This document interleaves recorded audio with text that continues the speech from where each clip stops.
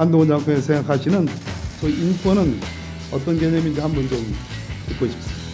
위원님 말씀하신 것처럼 기본적으로 인권이 발전해온 역사를 대단히 존중하고 기본적으로 피의자 국가 권력으로 처벌받을 당시에 국가 권력으로부터 인권 침해를 받아서는 안 된다는 점, 그게 기본 중에 기본이고요.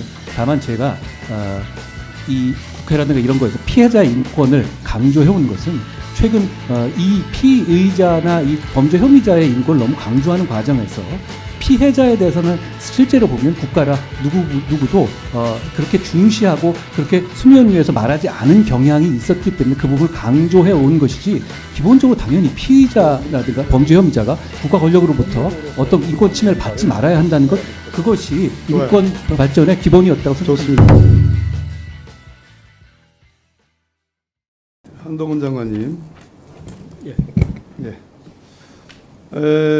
기본적으로 한동훈 장관께서 강한 수사력, 국가의 강한 수사력, 물론 뭐 저로서는 강한 수사력의 담보가 꼭 검찰만이냐 하는 그런 이제 이견이 있지만 어찌됐든 강한 수사력과 강력한 처벌, 이 점에 대한 철학은 제가 뭐 이해할 수 있겠습니다.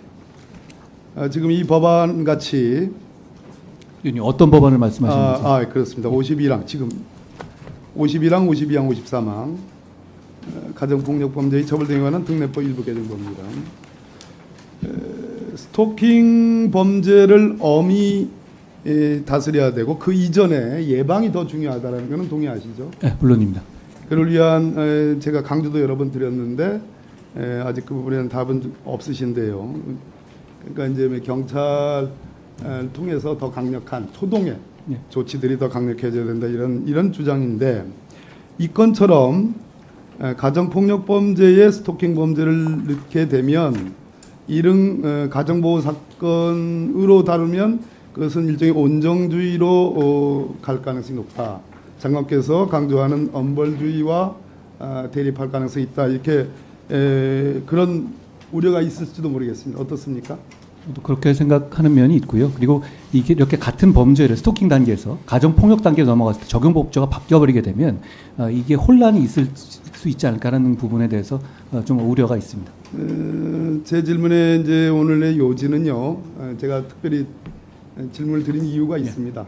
오늘 우리 한동훈 장관께 엄벌주의 또 인권도 가끔 강조를 하지만 제가 그동안 느낀 그 인권은 피해자의 인권을 강조하셨지, 전 세계적으로 인권의 어떤 발전의 역사는 피의자, 수사받는 피의자 또는 재판받는 피고인을 중심으로 인권 보호의 인권 강화 역사가 있었죠. 그러다 보니까 피해자 구제가 소홀히 한 거 아니냐라는 새로운 개념이 도입됐고, 저도 역시 뭐 강력하게 지지를 하는데요.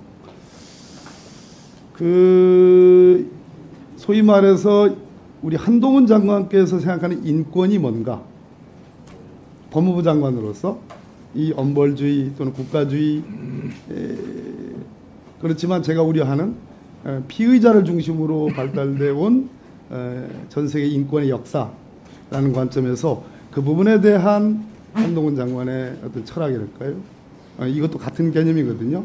물론 법 체계가 약간 달라서 저도 뭐 찬성하게 뭐 그렇게 쓱 뭐 그렇지는 않습니다만은, 그래도 스토킹 범죄를 강하게 처벌해야 한다는 속에서도 경우에 따라서는 범죄로서 처벌보다는 어떤 보호 조치로서 또는 뭐 조건부 기소유예로서 어떤 경우는 좀 잘 훈화하는 경우가 훨씬 더 효과가 있는 경우가 있거든요.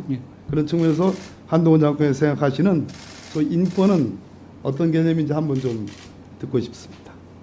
제가 철학까지 말씀드릴 부분은 아닙니다만, 저는 말씀하신 박 의원, 그 위원님 말씀하신 것처럼 기본적으로 인권이 발전해온 역사를 대단히 존중하고 그 과정에서 그 부분을 기본적으로 존중하는 바탕에서 되는 겁니다. 기본적으로 피의자 국가 권력으로 처벌받을 당시에 국가 권력으로부터 인권 침해를 받아서는 안 된다는 점, 그게 기본 중에 기본이고요.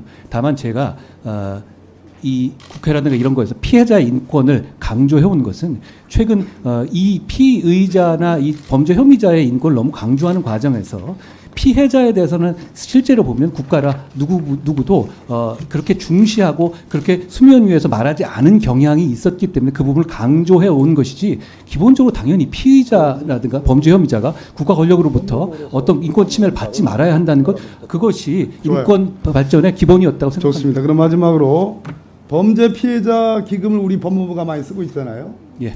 재량 여지가 상당히 큰 예산 규모거든요. 그거와 관련해서 범죄 피해자 관련 단체나 시설 등을 방문한 경험이 계십니까? 좀 피해자 범피들과 많이 보죠. 잘 아시지 않습니까? 현장을. 예. 범죄 피해자 사무실을 제가 간 적은 없습니다. 제가 예. 마지막으로 이렇게 권유를 드립니다. 예. 현장을 좀 많이 다니시면서 알고 계시는 그 이론과 현장에서 느끼는 감각을 예. 조화를 좀 시켜요. 좋은 말씀입니다. 꼭 그렇게 하겠습니다.